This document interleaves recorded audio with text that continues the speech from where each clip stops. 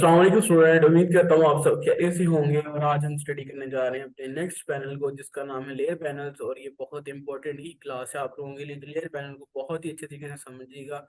अगर आपको layer panel और सिलेक्शन टूल पे ग्रिप आ जाती है तो आपके अंदर फोटोशॉप में काम करना बहुत ज़्यादा आसान हो जाता है। तो प्रीवियस क्लास में मैंने आपको सिलेक्शन के बारे में तो बता दिया था। बात करते हैं लेयर पैनल्स में।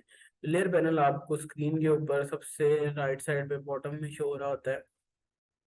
अगर आप यहाँ से आपका लेयर पैनल कहीं पर घूमे या हिल जाए तो आप उसको, या हाइड हो जाए तो उसके लिए आप विंडोज में जाएंगे और यहाँ से जाकर अपने लेयर के ऊपर क्लिक करेंगे। नहीं तो आप F7 प्रेस कीजिएगा सिंपल, तो आपका लेयर पैनल एक्टिव होकर आ जाता है। लेयर पैनल को स्टडी करने से पहले आपको मैं इसकी पैनल्स की सारों की स्टडी थोड़ी सी कर दूँ, जैसे कि आप पैनल्स को, लेयर पैनल को अपने हिसाब से इलस्ट्रेटर की तरह अपनी स्क्रीन को एडजस्ट कर सकते हैं। आप कोई भी पैनल, कोई भी सरफेस अपने हिसाब से, अपने आई कैचिंग के हिसाब से अपनी जगह पे उसको फिक्स कर सकते हैं। ये राइट साइड वाले पार्ट को लेफ्ट साइड पे लेके जा सकते हैं, और लेफ्ट वाले पार्ट को बॉटम टॉप, जिधर आपको इजी लगे आप उसके हिसाब से अपनी कैनवस को डिजाइन करके वहां पर आप उसको रख सकते हैं।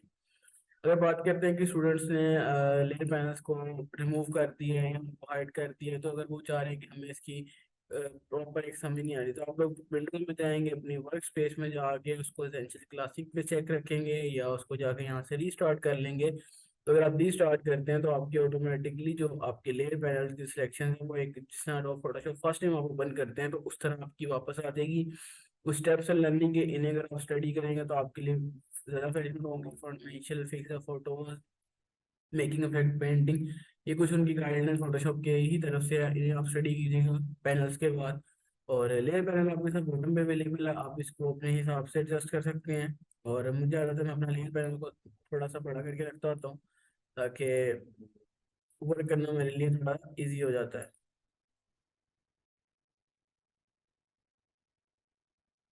मैं इस पैनल को क्लोज कर रहा हूँ यहाँ से, और इसको भी क्लोज कर रहा हूँ, ताकि मेरे लेयर पैनल की एडजस्टमेंट बनाते हुए मुझे थोड़ी सी सेटिंग्स अवेलेबल हो जाए।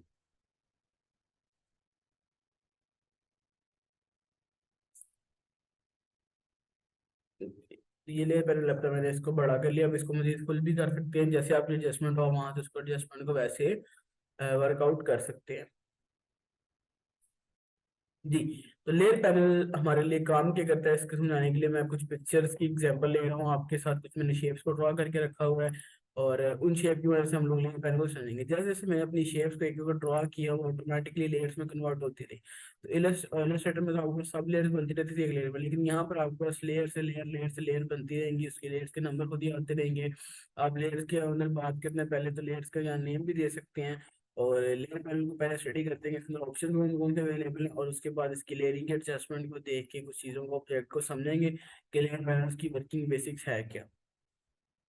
फर्स्ट ऑफ ऑल, सबसे ऊपर आपके पास यहाँ अवेलेबल है, अगर आपके पास पिक्चर्स का फिल्टर आपने लगाना है कि आपके लेयर्स में, आप इस पर क्लिक कर सकते हैं। ग्रेडियंट अगर आपका है, एडजस्टमेंट लेयर्स का, आप टेक्स्ट के टाइप की लेयर को एडजस्ट करना चाहते हैं वो ले सकते हैं। यहाँ से अपने फिल्टर, स्मार्ट ऑब्जेक्ट सारे सारे जिन पे चेक करेंगे वो आपके लेयर्स में जो होंगे वो आपको सिलेक्ट हो के ऑटोमेटिकली स्कैन, उसकी फिल्टर लग जाएगा। सर्चिंग करते हुए तो वो आपकी टॉप लेयर्स में आ जाएगा। दूसरी बात करें, अगर आपने किसी लेयर को, किसी के लेयर के ऊपर सेलेक्ट करना है, हम लोग इस स्टडी पैनल को, इस पॉइंट को बाहर स्टडी करें, आपने किसी ऑब्जेक्ट की ओपेसिटी डाउन करनी है, तो आप यहाँ से उसको 50 कर सकते हैं। वो आपकी ऑटोमेटिक ओपेसिटी जो है वो डाउन होने लग जाएगी। एक नीचे ऑप्शन आ रहा है फिल और कैपेसिटी, ये दोनों ही सेम है, इनका दोनों का वर्किंग सेम। आप बेशक फिल को कम करें तो आपकी कैपेसिटी उसी तरह ही डाउन होगी, अगर कैपेसिटी को डाउन करें, बट दोनों की वर्किंग सेम है, बहुत डिफरेंट है। यहाँ से किसी लोग, आपने चाह रहे हैं कि मैंने ये ले रहा है, इस पर मैं वर्किंग करना चाह रहा हूँ, दोबारा नहीं हो रहा, इसको परमानेंट कलर चेंज करते हैं, मैं इसको लो करना चाह रहा हूँ। तो जब आप इस पर लोगो क्लिक कर देंगे तो ये एडिटेबल नहीं होगी, ना इसकी सिलेक्शन होगी, ना इसकी मूवमेंट होगी, ना इसकी कॉपी होगी, और कोई चीज़ इसकी नहीं होगी। तो लॉक करने का लेयर को फायदा होता है, अगर आपको कोई लॉक लेयर हो तो यहाँ से इस पर क्लिक करके उसको आप अनलॉक भी कर सकते हैं।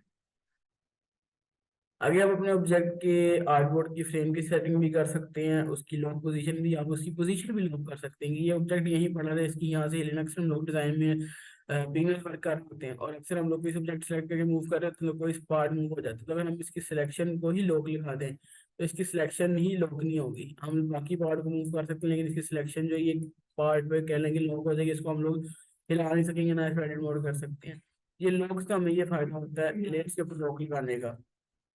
嗯 अगर नेक्स्ट बात करते हैं हम लोग अपने, बाकी यहाँ पर मेरे पास ऑप्शन अवेलेबल है कि हम लोग अपनी इमेज के पिक्सल्स को भी लुक लगा सकते हैं। ये लुक लगाने से हमें इमेज के पिक्सल्स थोड़े ब्लर नहीं होते। और दूसरा हमारे पास लास्ट ऑप्शन है हमारे पास लॉक के अंदर, हम लोग अपने किसी ट्रांसपेरेंसी पिक्सल्स को भी लॉक कर सकते हैं।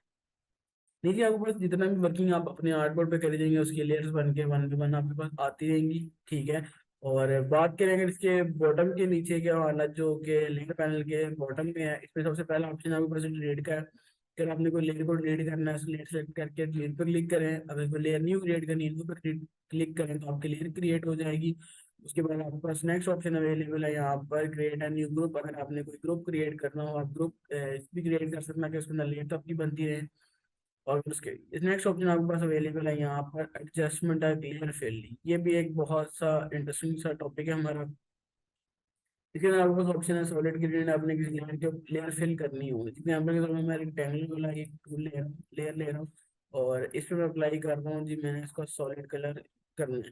तो मेरी जो लेयर है उसके ऊपर सॉलिड कलर ऑटोमेटिकली वो वाला अप्लाई हो जाएगा उस पूरी की पूरी लेयर्स के ऊपर।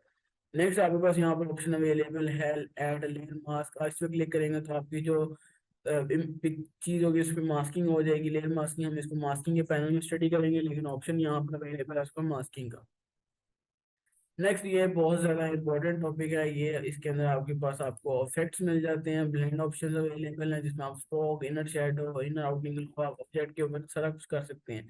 तो ब्लेंड ऑप्शन को क्लिक करें तो आपके पास एक न्यू विंडोज ओपन हो जाती है जिसकी मदद से आप अपनी फोटोशॉप के अंदर जाके चीज़ों के ऊपर वर्किंग कर सकते हैं, लेयर स्टाइल्स, ठीक है। इसके लिए आपको आपका ऑब्जेक्ट जरूर सेलेक्ट होना चाहिए। ऑब्जेक्ट सेलेक्ट होगा लेकिन वहाँ शो नहीं होगा। उसके बाद अगर आप यहाँ पर अप्लाई करते हैं उसके ऊपर स्ट्रोक, तो आप देख सकते हैं कि आपके जो ऑब्जेक्ट है उसके ऊपर स्ट्रोक अप्लाई हो रहा है। मैं इसको जूम करता हूँ आपको ताकि आपको इजीली अंडरस्टैंड हो जाए। मैं यहाँ स्ट्रोक की बजाय इसको हाइड कर रहा हूँ और इसके बाद इस पर इनर शेडो लगा रहा हूँ, तो इनर शेडो इस पर अप्लाई हो गया है। और अगर मैं इस पर स्ट्रेन लगा रहा हूँ, स्ट्रेन अप्लाई हो गया है। ग्रेडियंट अप्लाई कर सकते हैं हम लोग, इस पे आउटर ग्लो लगा सकते हैं, पैटर्न ओवर ग्लो लगा सकते हैं, ड्रॉप शेडो लगा सकते हैं। तो डिफरेंट पेबल एंड एम्बोस का इफेक्ट दे सकते हैं कि हम लोगों ने इसको क्या करना है, टेक्सचर्स में भी देना है। तो यहाँ से हम लोग सारे मोड्स एक्टिव करके ये हमारे पास लेयर पैनल में वर्किंग है। ऑलमोस्ट लेयर पैनल जो हमारा है 60 से 70% जो वर्कआउट है वो हमारा लेयर पैनल की मदद से हम लोग अपने फोटोशॉप में वर्किंग करते हैं। तो बहुत ही सिंपल सा लेयर पैनल। अब बात करते हैं लेयर पैनल का मेन काम, वो हमें काम करती है अपने ऑब्जेक्ट की एडजस्टमेंट। जैसे मैंने वर्किंग करी जा रहा हूँ, अब यहाँ मुझे वर्क आता है कि ये लेयर मेरी इस लेयर के ऊपर होनी चाहिए। तो मैं अपनी लेयर को यहाँ से सिंपल इस ऑब्जेक्ट को सिलेक्ट करूंगा और इस लेयर से ऊपर ले आऊंगा। तो ये मेरा ऑटोमेटिकली इसको लेयर को एडजस्टमेंट कर सकता है। हम मैनुअली यहाँ से अपने हिसाब से किसी ऑब्जेक्ट को क्लिक करेंगे और वहां से उसको ऊपर की तरफ ड्रैग एंड ड्रॉप करते रहेंगे, तो हमारा जो ऑब्जेक्ट है उस पर ड्रैग होता रहेगा। अब मैं चाह रहा हूँ कि मजीद एक चेन बन जाए यहाँ पर इसके साथ, और ये सर्कल है यहाँ आ जाए। लेकिन मैं ये कह रहा हूँ इस पार्ट के ब्लू पार्ट के नीचे चाहिए रेड सर्कल, तो मैं यहाँ से अपना ब्लू शेप को सिलेक्ट कर रहा हूँ और बल्कि रेड शेप को सिलेक्ट कर रहा हूँ और रेड शेप को मैं इस ब्लू से नीचे ले आता हूँ। मेरी जो शेप है वो आ जाएगी। अब ब्लैक सर्कल को मैं रेड से नीचे ले जाता हूँ तो मेरा पार्ट उससे नीचे आ जाएगा। तो हम लेयर को बड़ी इजीली एडजस्टमेंट कर सकते हैं। जैसे अगर ये पार्ट है मेरी, अब मैं इसके ऊपर लाता हूँ, मैं चाह रहा हूँ ये जो मेरा रेड पार्ट है मेरा ब्लू पार्ट के ऊपर होना चाहिए, तो मैं इसको सबसे टॉप पे ले जाऊंगा अपने ब्लू पार्ट के ऊपर। तो मेरा जो लेयर है उसके ऊपर ऊपर हो जाएगी, ठीक है, उस लेयर के ऊपर आनी शुरू हो जाएगी। इसी तरह सारे मेथड हम डिफरेंट यूज करके इस ऑब्जेक्ट्स को साथ क्रिएट कर सकते हैं। तो हम किसी भी चीज़ की लेयर को एडजस्टमेंट करने के लिए यहाँ से यूज कर सकते हैं। अब बात करते हैं हमारे पास लास्ट पॉइंट की, जो कि मैंने अभी स्किप किया था, जिसका नाम है यहाँ पर मोड्स का। मोड में आपको बेनिफिट ये मिलता है कि आप यहाँ से अपनी मोड्स को डिफरेंट मोड्स को अप्लाई करेंगे तो आपकी ना शेप के ऊपर इफेक्ट पड़ता रहेगा, ठीक है। एग्जाम्पल के तौर पर समझाने के लिए मैंने ये दो शेप्स को यहाँ पर इकट्ठा किया हुआ है। अब मैं यहाँ पर अगर डिजोल्व करूंगा, देखें डार्क जो चीज़ें एक दूसरे के ऊपर एडजस्ट होती हैं उनको मल्टीप्लिकेशन कलर शेड्स बनाने के लिए हम लोग ये यूज़ करते हैं, ठीक है। तो ये बड़ा एक इंटरेस्टिंग से इफेक्ट्स क्रिएट कर रहे होते हैं। तो इन सबको आप लोग अप्लाई कीजिएगा, मोड्स को अप्लाई करके कलर्स की चेंजिंग्स होंगी। और आज के जो प्रैक्टिकल वर्क वो ये है कि आप लोगों ने अपनी मल्टीपल शेप्स को अप्लाई करना है और उसके लेयर एडजस्टमेंट करके देखनी है और मोड्स को अप्लाई करके देखना है, ठीक है। और अपने सारे लेयर पैनल के फंक्शन को अप्लाई करना है और उसके थ्रू अपनी इस तरह के पिक्चर्स बना के सबमिशन आपने देनी है।